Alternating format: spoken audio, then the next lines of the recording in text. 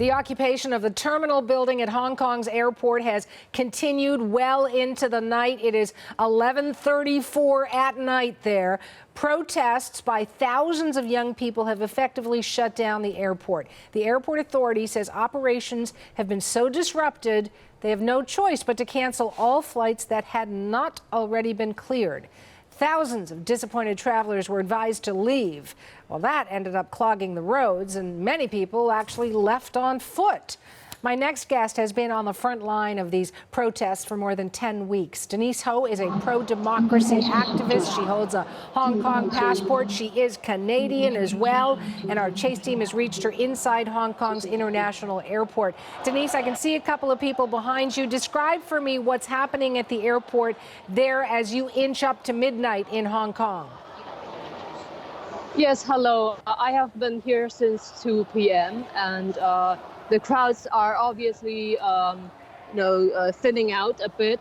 And so just about an hour ago, it was still quite packed in the arrivals hall, but the departures hall have been mostly empty.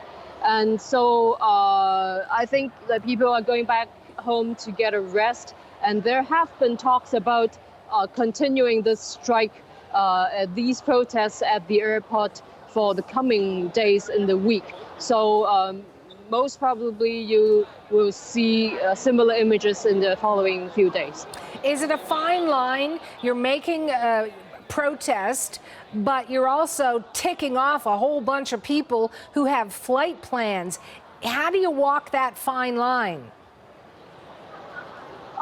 So to give some context, what have pushed the people to come to the airport to protest were what happened the last 10 weeks, namely yesterday, where we saw police brutality augmenting and increasing at an outrageous level. They were firing tear gas into MTR stations where there were normal citizens who were just taking the trains. And also we had a girl who was shot in the eye by a beanbag bullet at eye level. And also there were police officers who were working as undercover among the protesters, dressed as protesters, and provoking other people and then arresting them. So we have been witnessing a lot of violations on the police conduct, and the way that the government and also the police force have been responding or not responding to the people has been enraging everyone, and that was why we have resorted to come to the airport, because this is the only way that we could peacefully protest without being beaten up for no reason. Are you worried about your own safety, though? Well, this afternoon there were rumors flying around on the internet saying that there were riot police coming to disperse the area at the airport and then shutting down the connections and also the airport express, which personally I was not convinced, because we have seen such tactics used during the umbrella movement and also very recently, where they were utilizing white terror to get the people to fear for their safety and then go home and then spreading the fear around the other protesters. So I am staying here because there are still a lot of protesters around, and as someone that I am recognized, and so hopefully I can serve as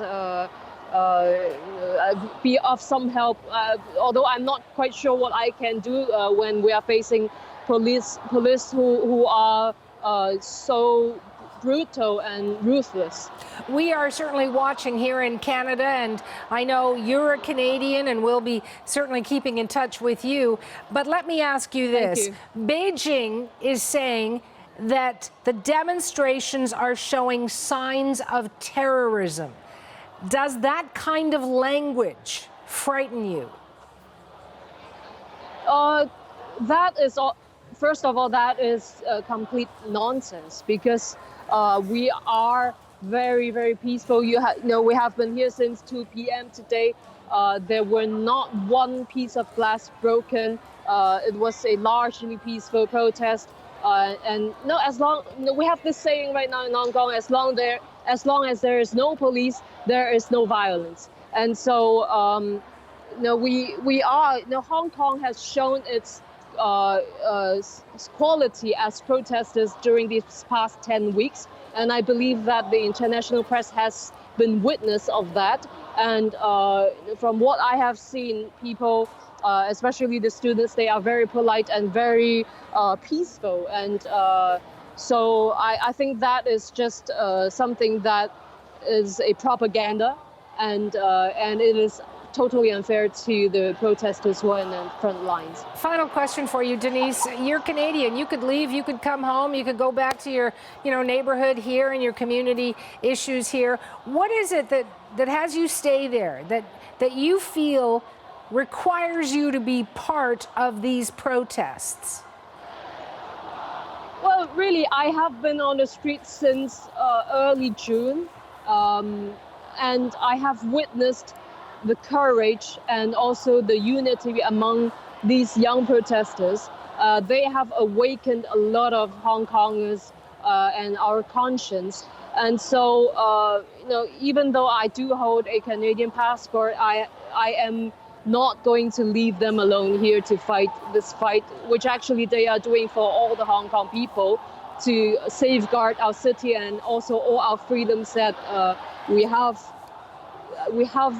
had in this city for a very, very long time. And anyone who has a conscience should come out and to be with them. And actually, we have seen many people of my age or even elderly on the streets supporting them, and civilians in different districts, because everyone is enraged about all this corruption among the government and also the police force. And we want this city to be, we want the justice served, and we want our Hong Kong back. I want to thank you for your time. I certainly wish you safety, and we'll talk again.